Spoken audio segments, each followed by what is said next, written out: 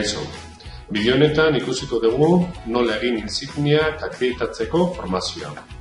Hemen ikusten dugunez, dauzkagu insignia ezberdinak, eta sakatzen badugu insignia, ikusten da nork egin duen ikastaroa, edukia eta irizpideak ziurtatzeko insignia hori. Existitzen dira plataforma ezberdinak gordetzeko insigniak, eta hemen daukagu adibidez Sintetekoa eta hemen daukagu Mozillarena. Orain ikusiko dugu nola egiten diren insignia horiek. Diseinatzeko insignia baitugu programa ezberdinak.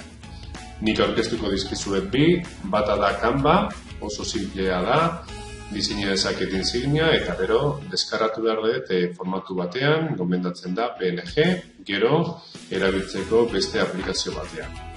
Hau da diseinua, edo kasu honetan nik erabiliko dut Inkscape programan diseinatutako insignia bat. Eta hemen ere gordetzen dut beste bere formatuan eta ematen diot esportatzeari.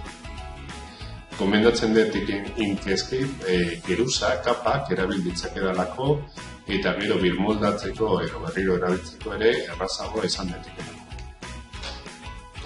Insignietan datua jartzeko eta banatzeko insigniak erabiliko dugu Credly programa berez errekonozituta dagoelako.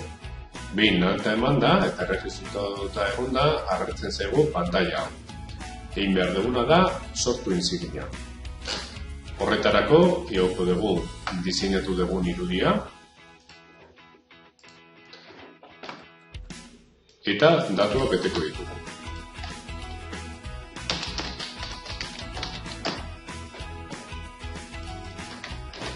Hemen esaten dugu bi orduko ikastaroa izan dela, adibidez, eta hemen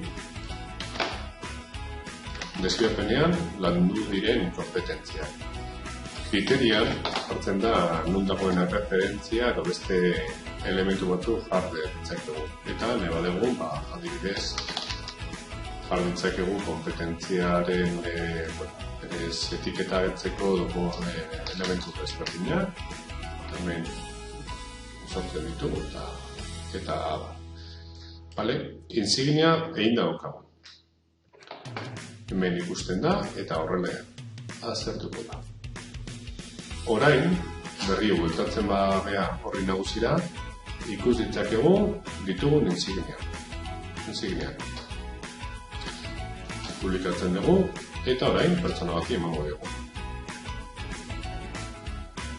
Kasu honetan, nik adibidez, gituko dut pertsona bat.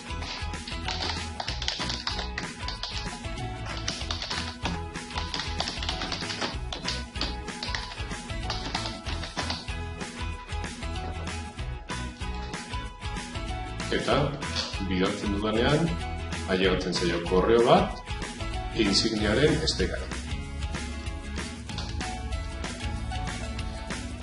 Hemen ikusten dugu nola jasotzen den insignia, ematen diogu botoiari, kasu honetan Ana Simandro erregistratuta dago Credlyn, eta irekiko zaio beste lehiatia batean. Bestela, bakarrik pasaitza eta onartu behar dut plataformaren baina. Hemen daukat insignia, baina kasu honetan Credly plataforma. Deskarratu nahi badet, hemen dit. Egin beharko nukena, esan beharko litzateke bilatzea hemen, partekatzeko, download. Formatu bai izan behar dela insigniarena, open bat, eta ematen diot deskargatzari. Eta hemendik pasatzea beste plataforma batzuetara oso bezala. Hau Mozillarena, erakutsi duena, eta hemen agertzen da upload. Bilatzen den ondagoen, eta zuzenean igo dezaket insignia. Eta hau izan da guztia. Espero de praktiko izatea eta ezagutzea apur bat gehiago nola egin eta nola banatu insignia. Ondo izan.